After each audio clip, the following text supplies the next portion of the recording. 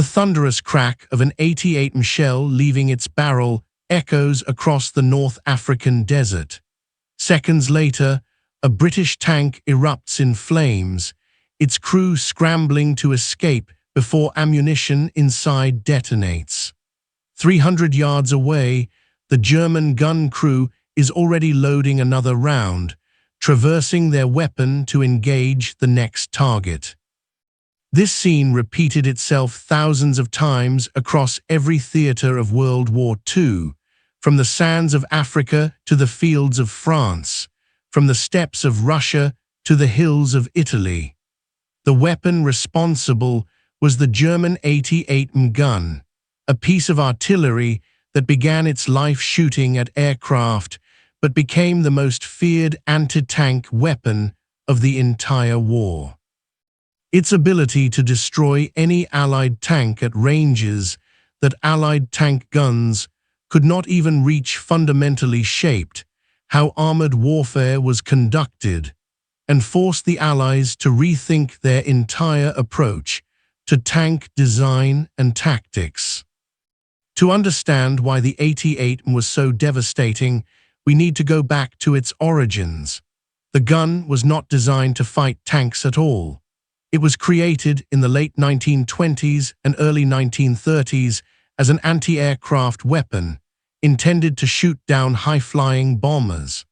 After World War I, the Treaty of Versailles had severely restricted German military capabilities, but the Germans found ways around these restrictions.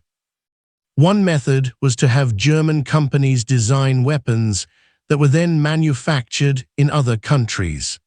The company Krupp worked with Swedish manufacturer Bofors to develop what would become the 88mm Flak gun, with Flak being short for Fliegerabwehr Cannon, which means aircraft defense cannon in German.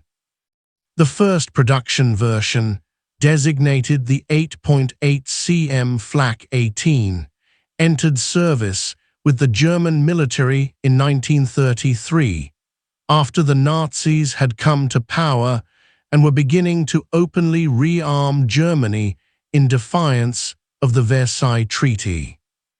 The designation 18 was deliberately chosen to suggest the gun had been designed in 1918, implying it was not a new weapon and therefore not a violation of the treaty, though this was really just a fig leaf since everyone knew Germany was rearming. The Flak 18 was an impressive piece of engineering.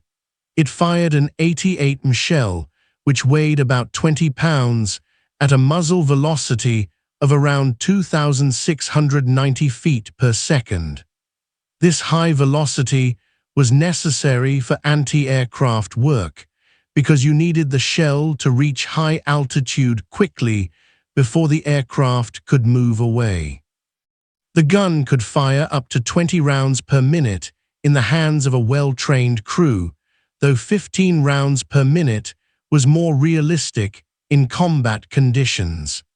It had a maximum vertical range of over 26,000 feet, which meant it could engage bombers flying at altitudes that were beyond the reach of most other anti-aircraft guns of the period. The mounting system was sophisticated.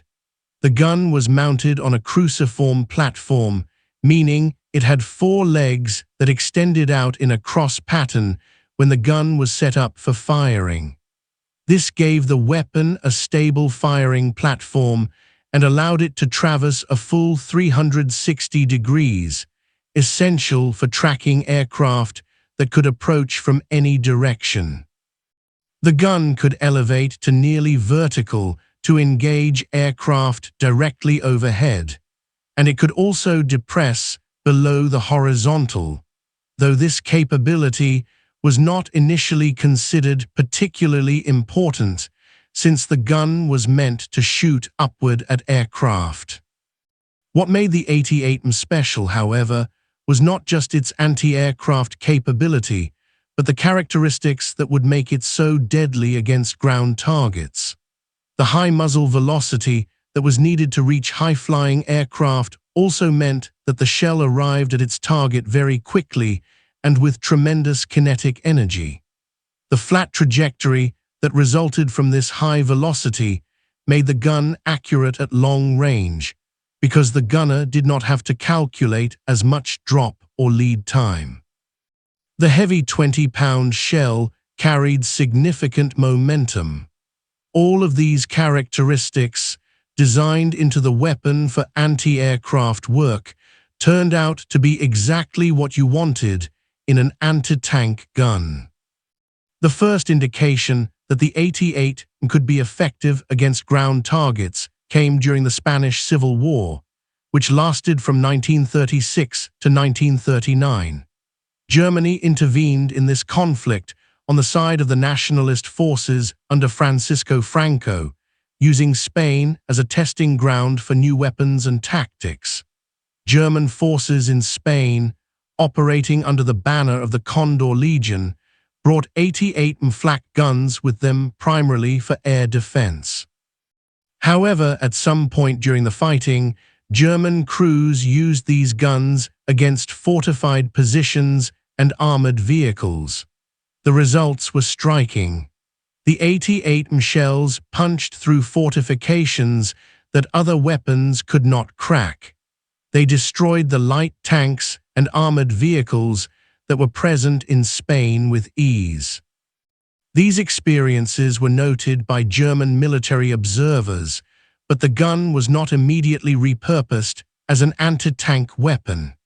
It was still primarily an anti-aircraft gun, and that remained its intended role. However, the lessons learned in Spain were not forgotten, and when World War II began, the possibility of using the 88 against ground targets was understood, even if it was not yet standard practice. The war began in September 1939 with Germany's invasion of Poland, and initially the 88 guns were used in their intended anti-aircraft role. The German military, the Wehrmacht, had developed sophisticated combined arms tactics known as blitzkrieg or lightning war, which emphasized speed, surprise, and coordination between tanks, infantry, and air power. German tanks in 1939 and 1940 were actually not particularly impressive. The Panzer I and Panzer II were light tanks with thin armor and small guns. Even the Panzer III and Panzer IV, the main battle tanks of the early war, had armor that could be penetrated by the anti-tank guns the Allies were using, and their own guns, while adequate, were not overwhelming. What made the German armored forces successful in Poland and France was not superior tanks, but superior tactics. The Germans concentrated their armor at key points, used it in coordination with air support from Stuka dive bombers, and exploited breakthroughs rapidly. They did not try to fight enemy strongpoints directly, but bypassed them and drove deep into enemy rear areas, causing confusion and collapse. This worked brilliantly against Poland in 1939 and against France and the Low Countries in 1940, leading to rapid German victories that shocked the world. During the invasion of France in May and June 1940, the 88 guns were present, but were still used primarily for air defense. However, there were instances where they were employed against French and British tanks, particularly the heavily armored French tanks like the Char B1 and the British Matilda II. These tanks had thick armor that the standard German anti-tank guns, the 37 Pak 36, could not penetrate from the front. German tankers and anti-tank crews found themselves in situations where their weapons simply bounced off the armor of these Allied tanks. The 37 anti-tank gun became known sarcastically as the door knocker, because all it seemed to do was knock on the enemy tank's armor without penetrating. In these situations, 88 and Flak guns were sometimes brought forward and used in direct fire mode against the Allied tanks, and they proved devastatingly effective. The high-velocity 88 shell could punch through the armor of any tank the Allies had in 1940 at considerable range. This was a revelation to German commanders, who began to see the 88 not just as an anti-aircraft gun, but as a multi-purpose weapon that could be used against ground targets when needed. The real proving ground for the 88 as an anti-tank weapon came in North Africa. The Germans sent an expeditionary force to North Africa in early 1941 to support their Italian allies, who were being badly beaten by British Commonwealth forces. This German force, the Afrika Korps, was commanded by General Erwin Rommel, who would become one of the most famous German commanders of the war. Rommel was an aggressive, innovative tactician who was willing to use his forces in unconventional ways. The desert environment of North Africa was perfect for showcasing the capabilities of the 88. The terrain was open, with long sightlines, which meant engagements often occurred at ranges of 1,000 yards or more. There was little vegetation to provide cover, so once you spotted the enemy, you could usually get a clear shot. The dry climate meant mechanical reliability was good, unlike the mud of the Eastern Front or the snow of Russia. In this environment, the side with superior range and firepower had an enormous advantage. Rommel understood the value of the 88 gun and used it aggressively. He would position 88 guns in carefully chosen defensive positions, often on slight rises that gave them good fields of fire. The guns would be camouflaged and dug in, making them hard to spot. German doctrine emphasized combined arms tactics, and Rommel used his tanks, anti-tank guns, and artillery in coordination. He would often use his tanks as bait, engaging Allied forces, and then pulling back, drawing the Allied tanks forward into the killing zone of his 88 guns. The British and Commonwealth forces in North Africa in 1941 and early 1942 had tanks that were poorly suited to fight against the 88. The Crusader tank, one of the main British cruiser tanks, had armor that could not withstand an 88 hit and a 2-pounder gun that was inadequate against German armor. The Matilda II infantry tank had thick armor that could resist the guns of German tanks, but it was slow, and its 2-pounder gun was also ineffective.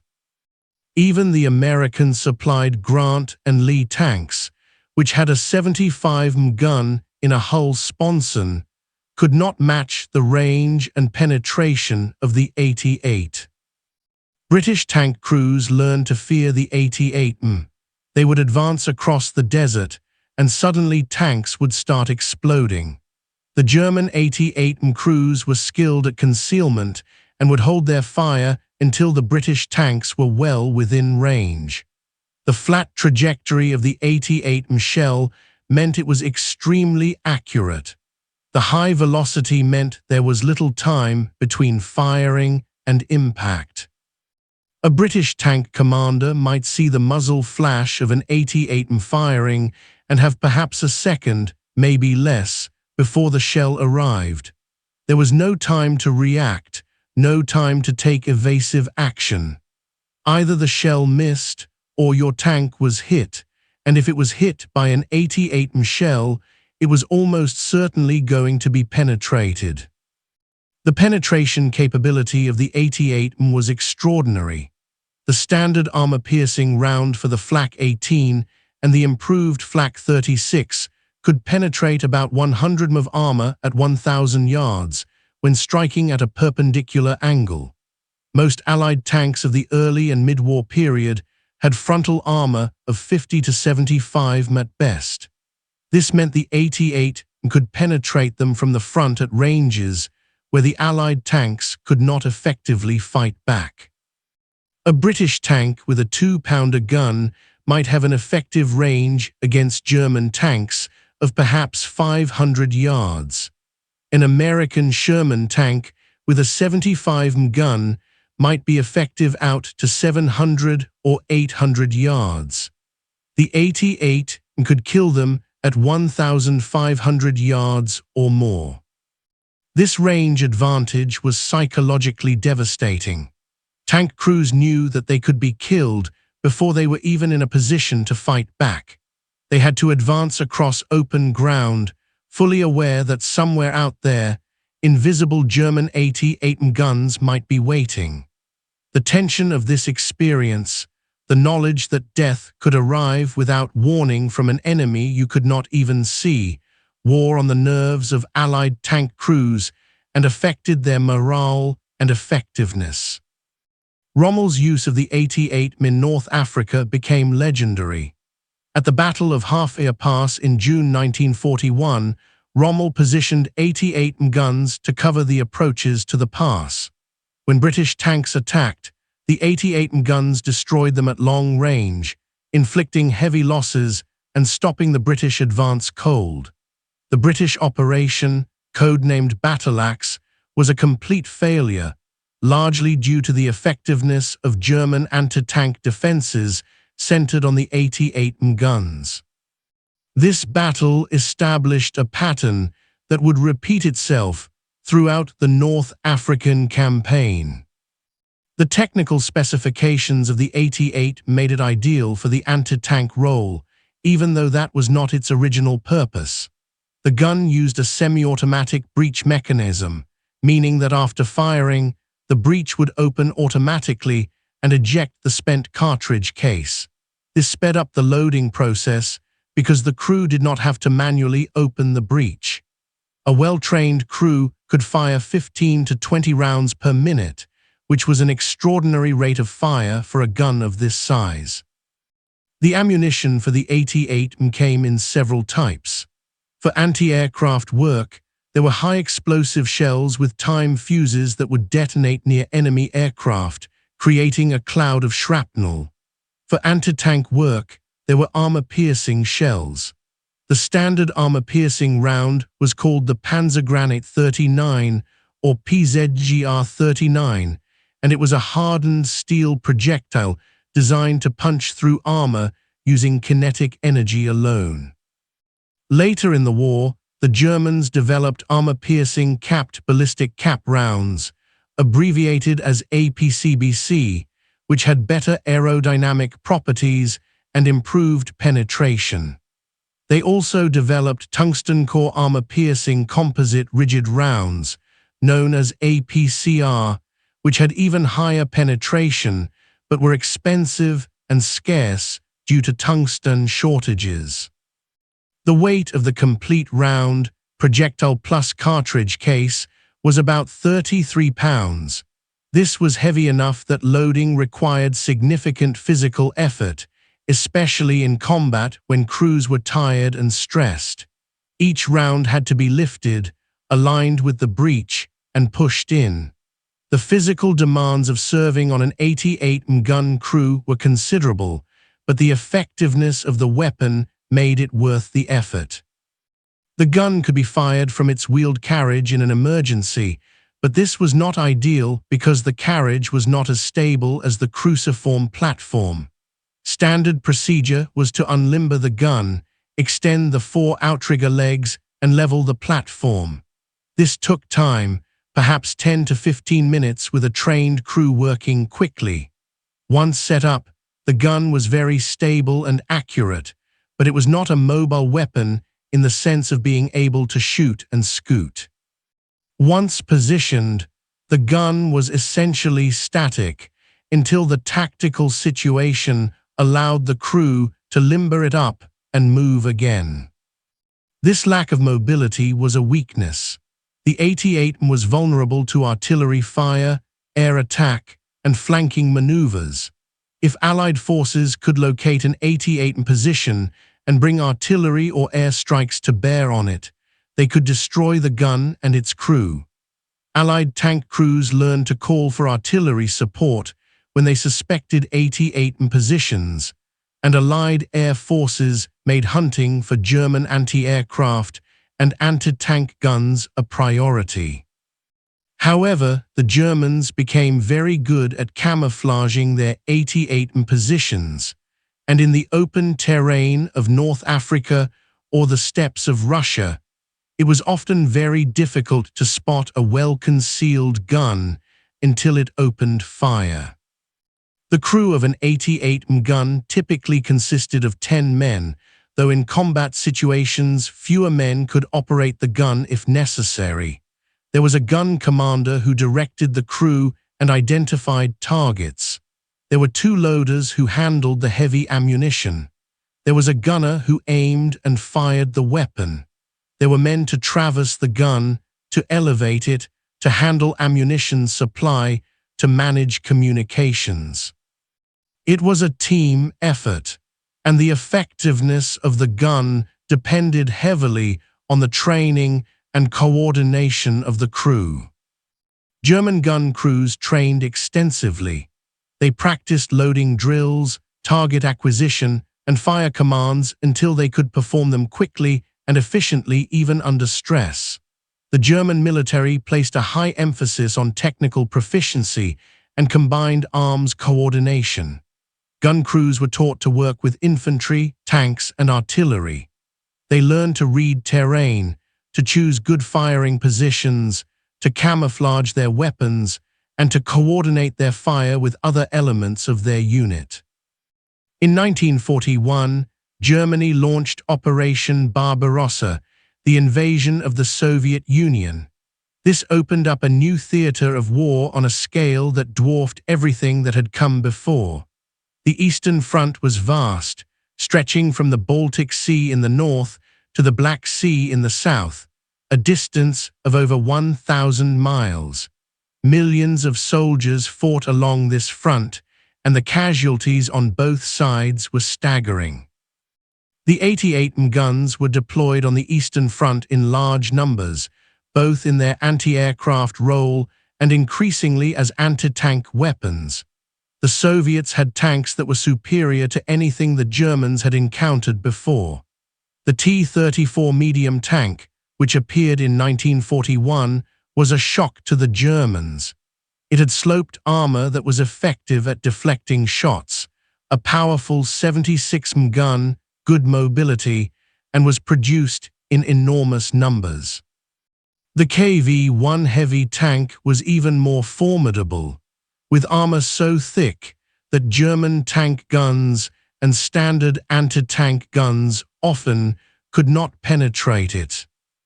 German troops encountering these Soviet tanks for the first time were often shocked and dismayed. Their standard anti-tank guns bounced off the Soviet armor. Their tank guns were ineffective at anything but close range against the T-34 and were almost useless against the KV-1. In this crisis, the 88 guns proved their worth once again.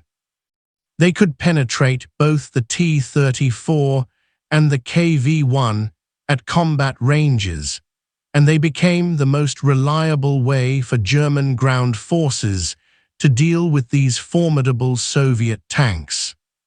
There are numerous accounts from the Eastern Front of 88 guns stopping Soviet tank attacks. Soviet armored tactics in the early war often involved mass tank charges, with waves of tanks advancing toward German positions. The 88 guns, positioned in depth and firing from concealed positions, would tear through these attacks, destroying tank after tank. The Soviets often had numerical superiority, sometimes attacking with hundreds of tanks, but the combination of 88 guns, German tanks firing from hull-down positions, and air support would often shatter these attacks. The Battle of Kursk in July 1943, the largest tank battle in history, saw 88 guns used extensively on both sides of the salient. The Germans had over 288 Flak guns deployed in anti-tank roles, in addition to the 88 guns mounted in their Tiger tanks. These guns were positioned to cover likely Soviet attack routes and to provide anti-tank defense for German armored formations. When the Soviets counterattacked, they ran into dense anti-tank defenses, and the 88 guns accounted for a significant portion of Soviet tank losses. The effectiveness of the 88 led to its incorporation into German tank designs. The Tiger I heavy tank, which entered service in late 1942, mounted an 88 gun derived from the Flak design. The tank version, designated the KWK-36, was optimized for the tank-mounted role with a different breech mechanism and ammunition handling, but it retained the high velocity and penetration capability of the Flak gun. The Tiger I, with its 88 gun and thick armor, became one of the most feared tanks of the war.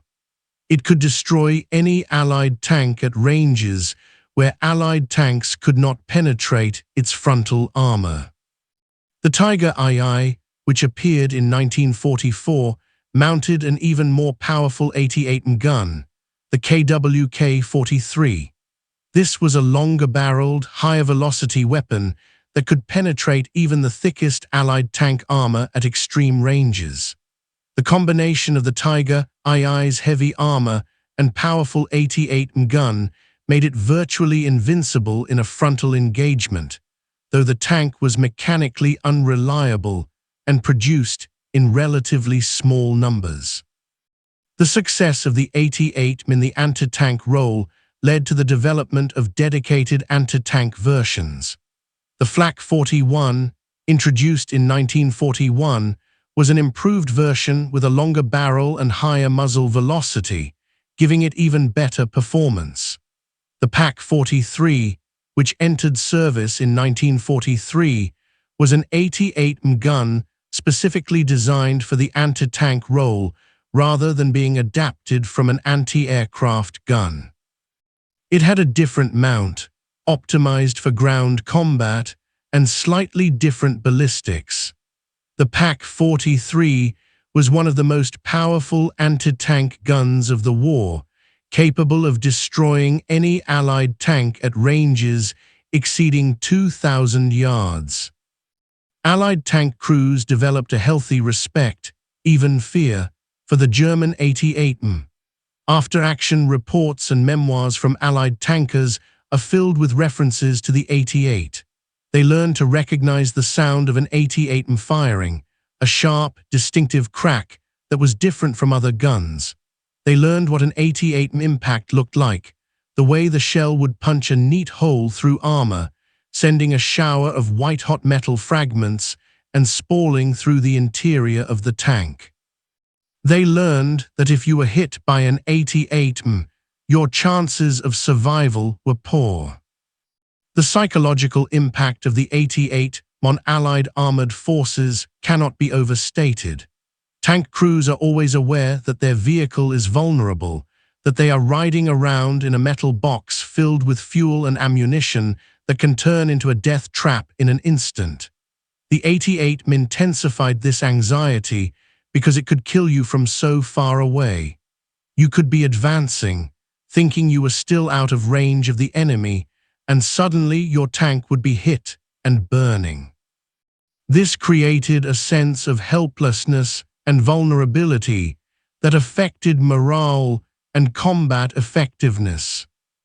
Allied forces tried various countermeasures to deal with the 88 threat. One approach was to use artillery and air power to suppress or destroy German anti-tank positions before tanks advanced.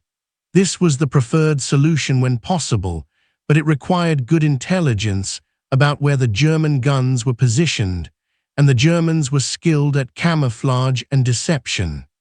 Another approach was to use smoke to obscure the battlefield, making it harder for German gunners to acquire targets. This worked to some extent, but smoke could be dispersed by wind, and it also obscured the battlefield for Allied forces. The most direct solution was to develop better tanks with thicker armor and more powerful guns. The British introduced the Churchill tank, which had thick armor, and later the Comet tank with a high-velocity 77 gun. The Americans upgraded their Sherman tanks with the 76 gun, which had better penetration than the standard 75, though it still could not match the 88. The Soviets introduced the T-34-85 with an 85 gun and improved armor, and later the IS-2 heavy tank with a 122 gun. These newer Allied tanks were more capable of fighting German armor on more equal terms, but even they had to be cautious when facing 88 guns. The production numbers for the 88 guns were significant. Over the course of the war, Germany produced approximately 21,088 Flak guns of various models. This included the Flak 18, Flak 36, Flak 37, and Flak 41, all of which were used in both anti-aircraft and anti-tank roles. Several thousand more 88 guns were produced for mounting in tanks, including the Tiger I, Tiger II, and various tank destroyers. This was a substantial investment of industrial resources, but the Germans considered it worthwhile given the effectiveness of the weapon. The deployment of 88 guns was widespread across all theaters where German forces fought. In North Africa, Italy, France, Russia, everywhere the Wehrmacht operated, the 88 was present. The guns were organized into batteries, typically 4 to 6 guns per battery, and multiple batteries would form a battalion. These units were integral to German defensive doctrine, providing both air defense and anti-tank capability. German defensive tactics increasingly centered on the use of anti-tank guns, including the 88 to anchor defensive positions, rather than trying to fight Allied armor with German tanks, which by the later stages of the war were often outnumbered and outproduced.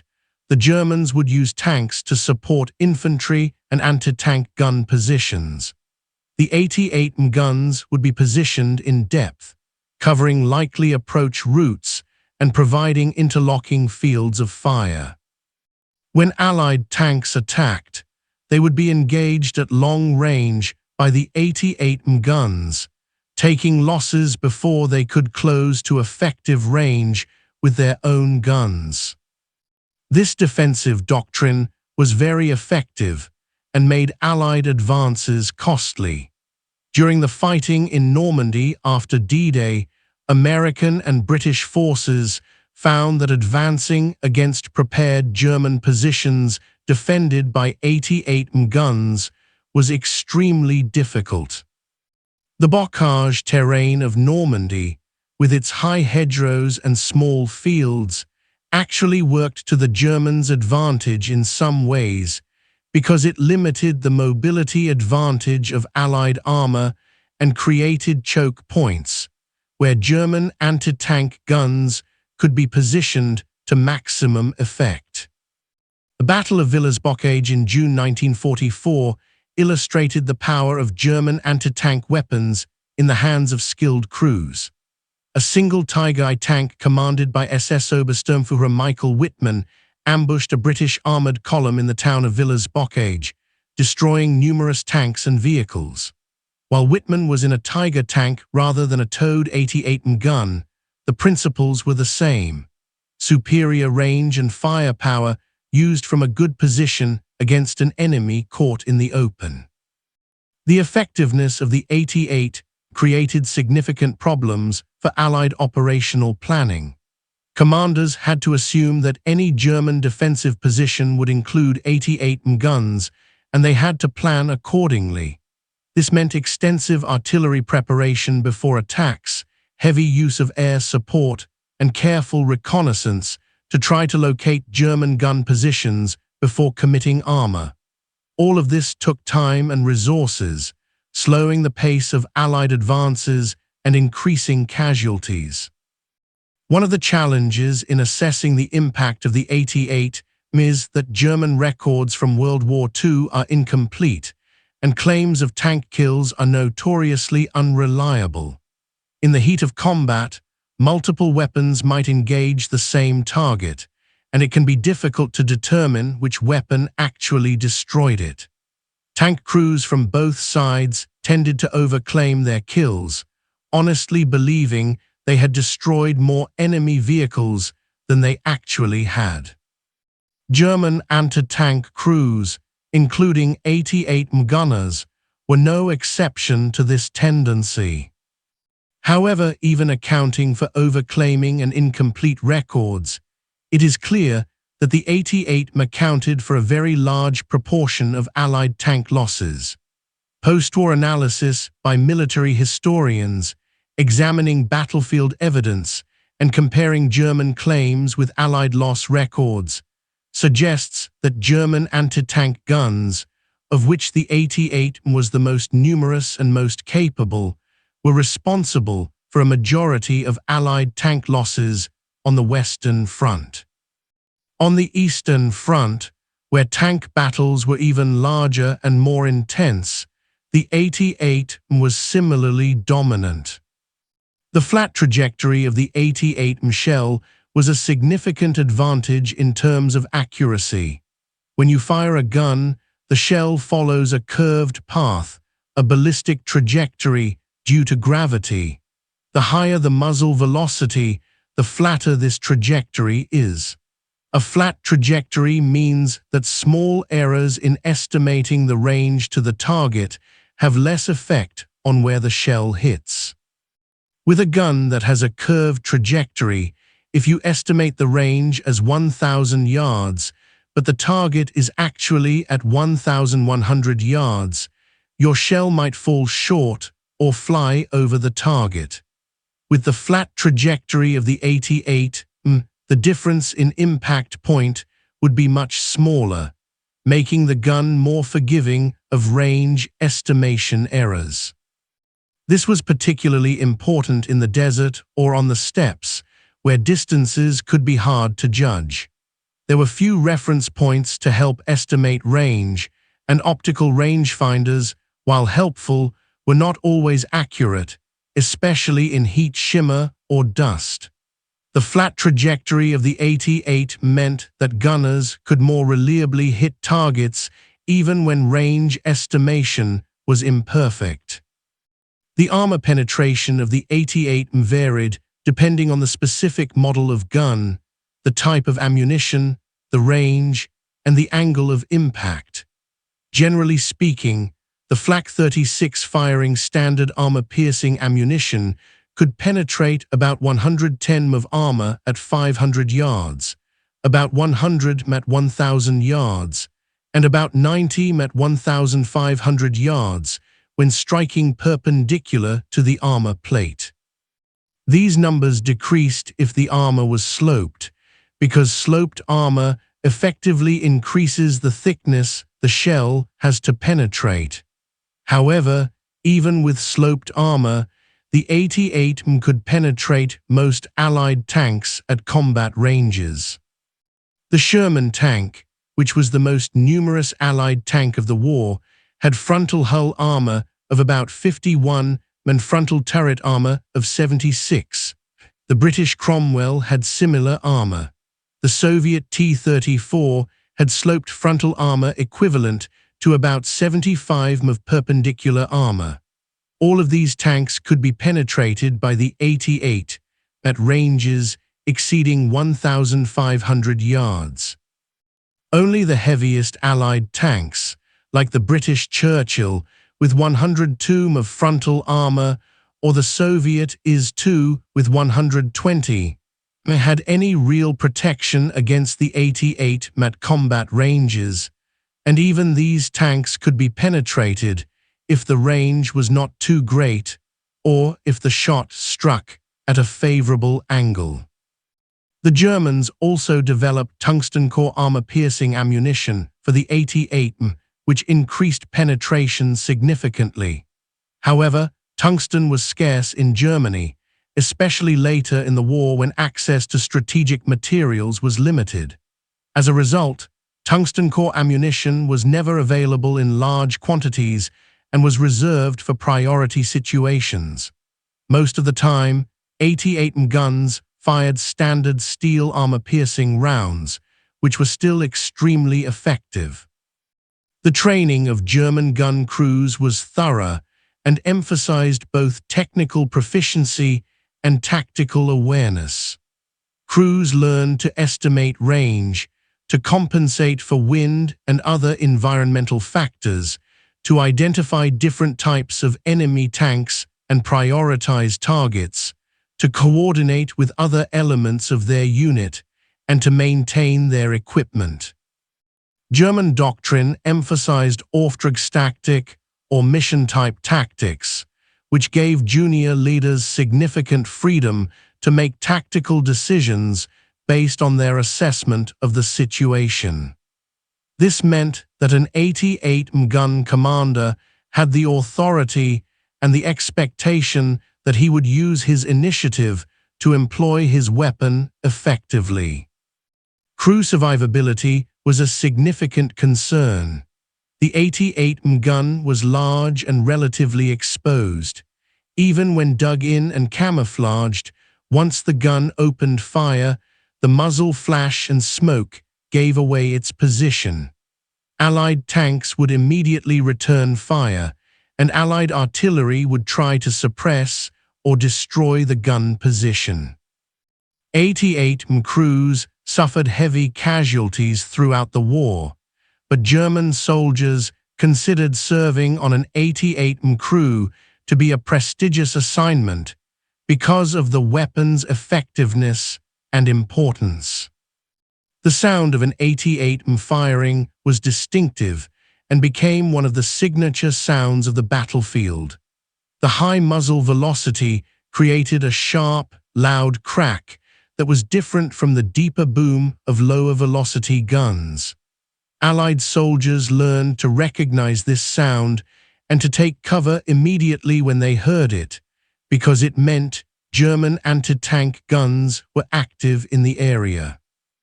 The logistics of supporting 88mm guns in the field were substantial.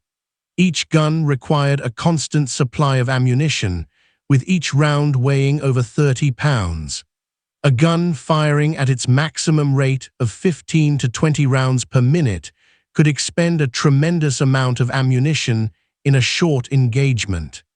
This ammunition had to be transporting from depots to the front lines, often under difficult conditions and sometimes under fire. The guns themselves were heavy, weighing over 16,000 pounds when limbered for transport, which required heavy trucks or half-tracks to move them. Maintenance was also important, as the barrel would wear out after firing thousands of rounds and would need to be replaced. The Germans managed these logistics challenges reasonably well for most of the war, though by 1944 and 1945, as Allied air power increasingly dominated the skies and Allied forces cut German supply lines, logistics became more difficult. Ammunition shortages became more common, and moving heavy guns became riskier as Allied aircraft attacked anything that moved on German-controlled roads. The tactical employment of the 88 evolved throughout the war. Early in the war, the guns were often used more overtly, positioned to dominate key terrain and daring the enemy to come within range. Later, as Allied forces became more skilled and better equipped, German tactics became more defensive and deceptive. Guns would be carefully camouflaged and positioned in depth. They would hold fire until Allied tanks were well within range, then open fire with devastating effect. After engaging, crews would try to displace to alternate positions to avoid return fire. German combined arms tactics integrated the 88mm guns with other weapons systems. Tanks would screen for the anti-tank guns, engaging at longer ranges and maneuvering to draw Allied tanks into kill zones. Infantry would provide security for gun positions, protecting against infiltration and close assault. Artillery would be prepared to provide smoke or suppressive fire to cover the guns. This level of tactical integration made German defensive positions formidable and difficult to overcome. The 88 also had a significant impact on Allied tank design and doctrine. The realization that German anti-tank guns could destroy Allied tanks at ranges beyond which Allied tanks could effectively fight back led to demands for better armor and more powerful guns. American tank designers worked on improving the Sherman, leading to variants with thicker armor and the 76 gun. The British developed tanks like the Centurion, which entered service too late to see significant action in World War II, but incorporated lessons learned from fighting German 88 guns. The Soviets, who faced the largest number of German 88 guns and Tiger tanks on the Eastern Front, responded by continually upgrading their own tanks. The T-34 evolved through several versions with improved guns and armor. The Heavy IS series tanks were developed specifically to counter German heavy tanks and anti-tank guns, with thick armor and powerful 122 guns. Soviet doctrine also emphasized mass and operational depth. Attacking with such numbers and on such a broad front that German defensive positions, no matter how strong, would be overwhelmed. One of the limitations of the 88 was its size and weight, which made it difficult to move and position. Unlike smaller anti-tank guns that could be manhandled into position by their crews, the 88 required a vehicle to move it. This made the gun less suitable for rapid advances or fluid mobile warfare. It was primarily a defensive weapon, best used in prepared positions where its range and firepower could be fully exploited. The Germans did mount 88 guns on self-propelled chassis to create mobile anti-tank vehicles. The Nashorn and Hornets tank destroyers mounted the Pak 43 88 gun on a thinly armored chassis, creating a vehicle that could move with armored formations and provide long-range anti-tank fire. The Ferdinand and Elephant heavy tank destroyers mounted the same gun on a heavily armored chassis based on the Tiger tank. These vehicles were effective but expensive and complex to produce, and they were never available in large numbers. The strategic impact of the 88 extended beyond its direct battlefield effectiveness. The knowledge that the Germans had such capable anti-tank weapons influenced Allied planning at the highest levels. The decision to delay the invasion of France until 1944, rather than attempting it earlier, was partially based on concerns about German defensive capabilities, including their anti-tank defenses. The Allies wanted to ensure they had sufficient numerical superiority and adequate tank designs before committing to a major amphibious assault against prepared German positions. The 88 also affected the air war. Remember, the gun was originally designed as an anti-aircraft weapon, and it continued to serve in that role throughout the war. Allied bomber crews learned to fear German 88 and Flak batteries, which created lethal boxes of exploding shells that bombers had to fly through to reach their targets.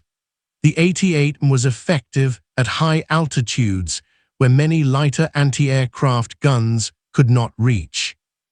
Thousands of Allied aircraft were damaged or destroyed by 88 and Flak fire over the course of the war. The dual-purpose nature of the 88mm, effective against both aircraft and ground targets, made it particularly valuable to the Germans.